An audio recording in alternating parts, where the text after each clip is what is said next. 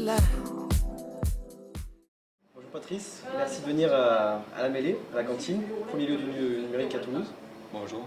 Que peux-tu nous dire sur Capital Angel? Alors je peux te dire beaucoup de choses, mais on va commencer par les basiques. C'est un club de business angel qui existe depuis 2006. Il y a 200 membres aujourd'hui qui couvrent toute la région Occitanie. Et depuis 2006, on a financé, on a investi, on a accompagné une trentaine de startups. Et pour te parler de chiffres récents encore, l'année dernière, on a investi un peu plus d'1 million d'euros dans 7 startups. Ouais, c'est pas mal, même très bien. Et du coup, comme tu l'as dit, bon, c'est Capital Angel, mais des business angels. Et donc du coup, quel est l'ADN d'un business angel? Un business angel, c'est une personne physique. C'est l'occasion pour moi de dire que lorsque vous voyez dans la presse Capital Angel a investi 1 million d'euros dans telle et telle startup, en fait c'est faux. C'est pas Capital Angel qui investit, ce sont les membres de Capital Angel qui sont des business angels. Un business angel, c'est un individu qui investit son argent, ses compétences, son expérience, ses réseaux relationnels, et c'est quoi la dernière? Son enthousiasme et son temps. En fait, ces trois C-là. Je crois que, et je suis même convaincu que lorsqu'on crée une entreprise, on a régulièrement besoin de compétences supplémentaires. On a besoin bien sûr de capitaux, mais on a aussi besoin de beaucoup de contacts. Ça peut être un client opportun, c'est aussi l'occasion de rencontrer le directeur de l'innovation d'un grand groupe pour voir s'il est sensible à votre start-up. C'est vous faciliter l'accès à un marché en vous faisant rencontrer une personne qui vous en fera rencontrer une autre. Rencontrer quelqu'un qui a une véritable expertise et une véritable expérience pour implanter un business aux USA parce qu'il l'a fait lui-même pendant 10, 15 ou 20 ans. School Move, Yes Student, Dandris, j'en oublie, mais des startups voilà, de toute filière, ça peut être de l'agroalimentaire, du textile, évidemment beaucoup de numérique, mais on n'est pas bloqué dans une filière. Et du coup, quelle est ta vision là, du Capital Angel? Quelles vont être les améliorations sur 2016-2017? Quelle est votre vision sur 2017? Alors je ne peux pas tout dévoiler parce qu'il y a des choses qui sont en cours et c'est difficile d'en parler tant que ce n'est pas fait. Il y a un premier step super important qui a été réalisé, ça a été d'avoir cette envergure qui couvre toute la région Occitanie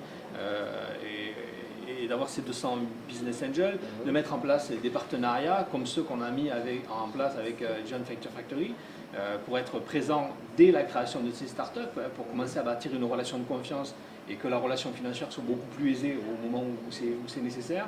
Il y a encore énormément de choses qui arrivent, notamment dans le domaine de l'accompagnement. Alors l'accompagnement, il peut être aussi financier, et pas forcément toujours technique, fonctionnel ou sectoriel. Et en chiffres, du coup, quels sont les chiffres sur 2015-2016 par rapport au financement? 2016, un peu plus d'1 million d'euros d'investis, 7 startups accompagnées, c'est très bien. Alors bien sûr, on a la volonté de faire au moins aussi bien, mais on est bien aussi vigilant à le faire correctement. Le but, c'est pas d'annoncer qu'on a investi 2 millions, 3 millions d'euros. Oui, qualitatif. Voilà, je préfère qu'on accompagne bien un grand nombre de startups et pas en financer juste une ou deux.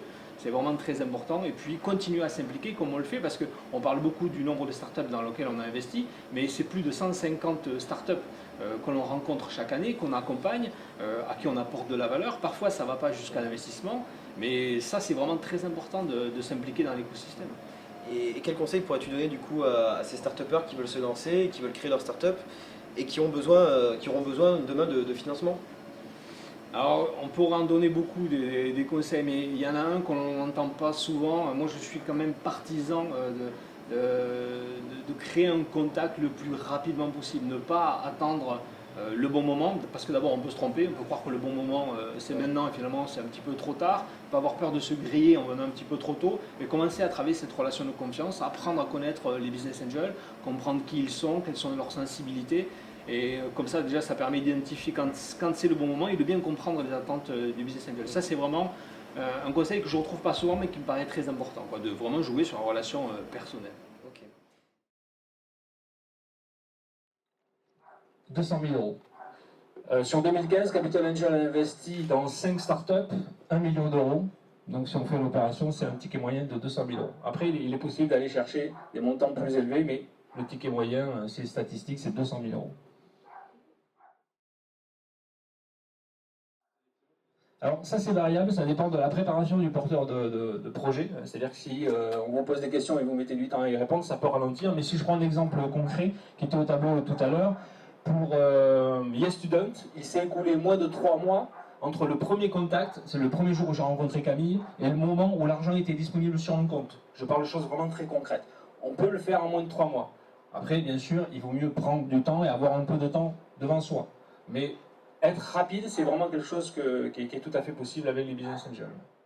Et du coup, tu en as parlé tout à l'heure, donc ce partenariat avec JVF, pourquoi Capital Angel a voulu ce partenariat et pourquoi et qu'est-ce que ça va apporter à Capital Angel? Alors comme je te le disais, on accorde beaucoup d'importance au fait d'être présent assez tôt dans la vie des startups et ne pas se cantonner à un rôle où on dirait non c'est trop tôt, revenez nous voir plus tard. D'abord si c'est trop tôt, on peut peut-être leur apporter le petit quelque chose qui manque pour arriver au bon moment. Donc il y a cette notion d'être présent avec les startups, d'apprendre à se connaître, faire connaître les attentes mais aussi l'apport du Business Angel. Et un partenariat avec JVF, c'est tout à fait dans ce sens-là. Ça va nous permettre d'être en contact avec les belles pépites dès le départ de la création, de les aider. Et puis, pour celles d'entre elles qui auront besoin de financement, ce sera assez facile d'avoir une relation financière parce qu'on aura déjà bâti une relation de confiance, on se connaîtra et ça ira beaucoup plus vite. Et pour le mot de la fin, du coup, qu'est-ce que tu penses de l'avenir de cet écosystème toulousain assez riche avec cette nouvelle grande région du numérique? On sait que Toulouse et Montpellier sont très attractifs au niveau des startups. Quel conseil tu pourrais donner à cet écosystème ou quelle est ta vision pour cet écosystème? Alors, je me garderai bien de donner un conseil à l'écosystème. Mais ce que je pense personnellement, c'est que les choses doivent changer. Voilà. On ne peut pas continuer à faire ce que l'on fait, espérer le faire mieux parce qu'on le fait plus vite ou parce qu'on le fait plus. À un moment, il faut changer complètement la façon de faire. Et je pense que ça, c'est vraiment une clé des acteurs de l'écosystème. Il faut vraiment arriver à faire les choses complètement différemment. Il faut que l'on pivote aussi. Il n'y a pas que les startups qui doivent pivoter. Exactement. Merci Patrice, merci d'être venu à la cantine et merci à Capital Angel pour ce partenariat avec JVF. Merci à toi. Salut. Salut.